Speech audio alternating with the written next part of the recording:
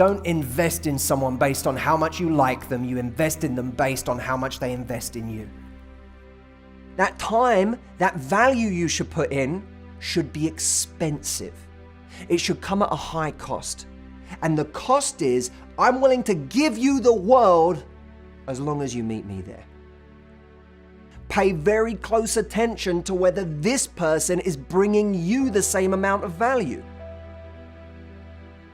The person who's looking to understand the good and the bad in you, and who elevates the good and soothes the bad, that's something very beautiful to look out for.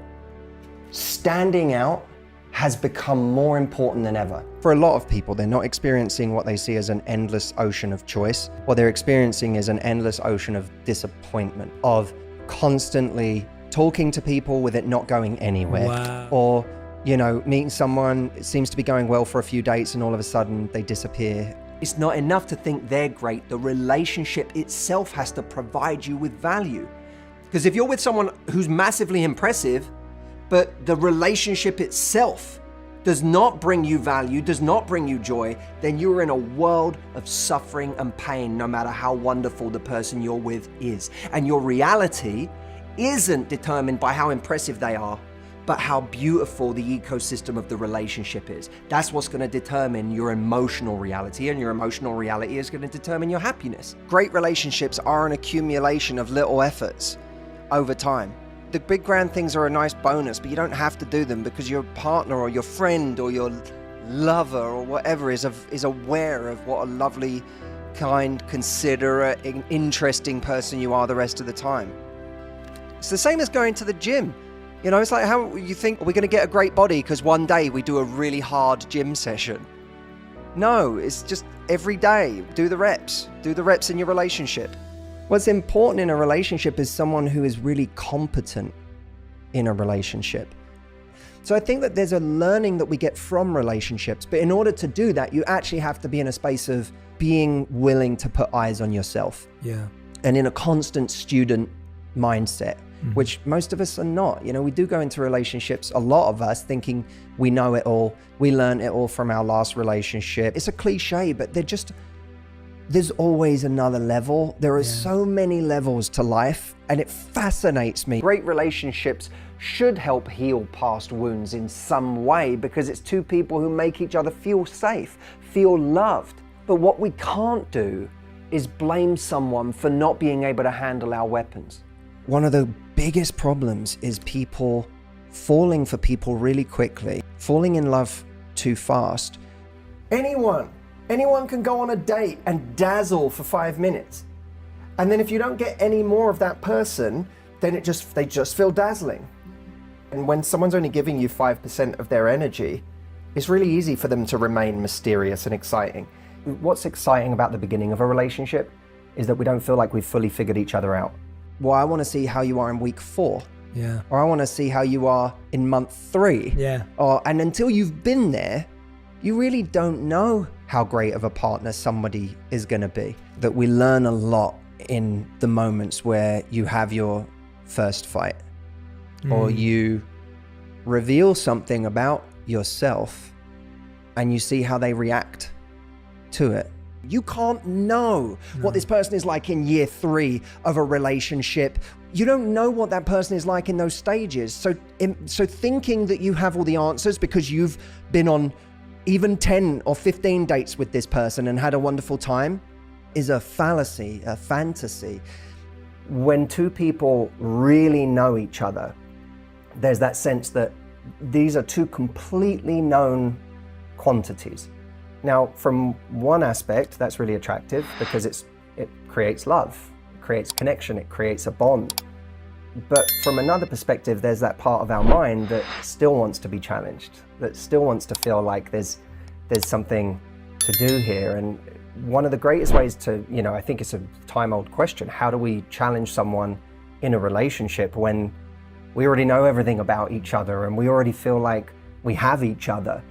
Could be reading a new book so that you have a different conversation to bring today. It could be learning a new skill. It could be performing well at something. Proust said the journey of discovery lies not in seeking new landscapes, but in seeing with new eyes. So many people expect their partner to be a mind reader. Yes. And they're not. And just giving them a blueprint of how to please you, of how to make you happy. We should be always paying attention to the things your partner says to you. I think one of the greatest things, the greatest values that keeps a relationship going is teamwork. And I mean not just the kind of teamwork of we're on a joint vision together, but the kind of teamwork that says we are a team in making each other as happy as possible. And if they tell you something, this is going to really please me if you do it, then you should be doing that thing. And if you're with someone that too many times in a row, you keep saying these things make me really happy when you do them, and they don't compromise your values, they're just effort. If you're in a relationship where someone doesn't do those things, then you have to start questioning, is this a teammate?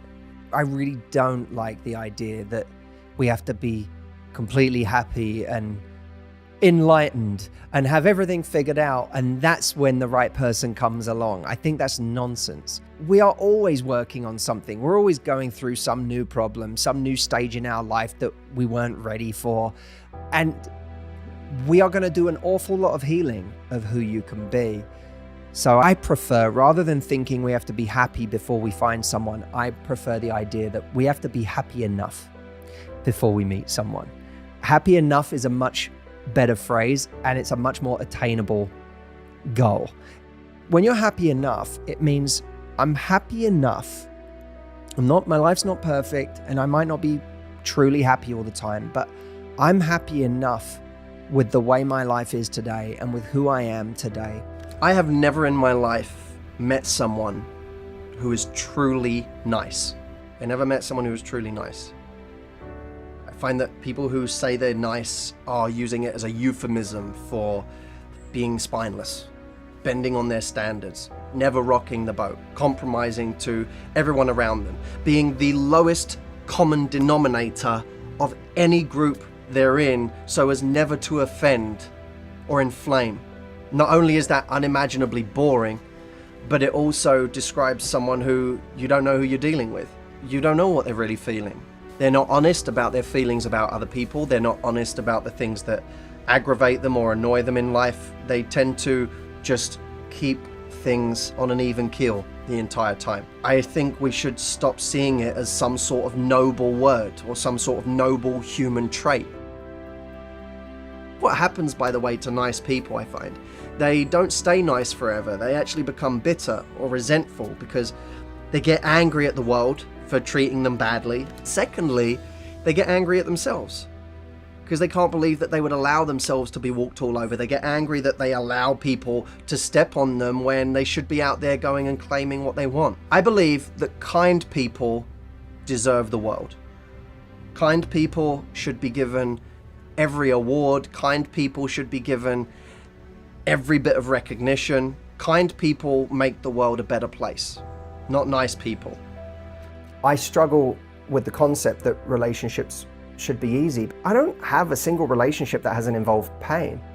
I believe our life gets better in direct proportion to the number of difficult conversations we're willing to have. The choosing of a right partner is one of the most important decisions that we will ever make. Love at first sight is this great myth that we're supposed to meet someone, know that they're the one, and then we invest in them because they're the one.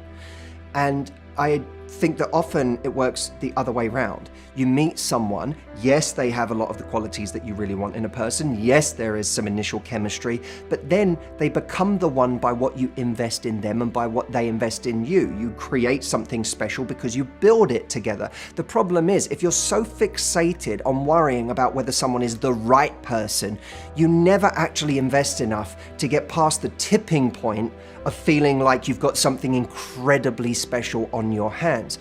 The goal of any relationship shouldn't be that the other person lives up to this pedestal that we've put them on. The goal should be a real connection with who that person really is. My challenge to you, and I want to take up this challenge myself as well, because it's not easy. When someone does something that doesn't fit with your exact version of them, again, ask yourself that question. Do I want a relationship with my idea of them, or do I want a relationship with the them that actually exists. This one is going to create much more depth. Slight changes in mindset essentially change our entire lives. Every ounce of our success and the opportunities we get can be determined by millimeter shifts in the difference in our mindset.